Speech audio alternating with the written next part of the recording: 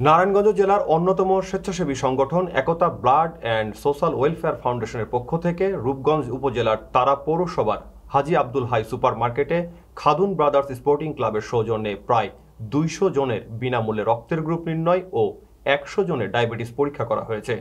বিস্তারিত দেখুন ডেস্ক রিপোর্টে। এ সময় উপস্থিত ছিলেন ব্রাদার্স স্পোর্টিং ক্লাবের মোহাম্মদ দেলোয়ার হোসেন, মোহাম্মদ আল আমিন, সোলেমান, রাহাত, মেহেদি ও ফাহিম।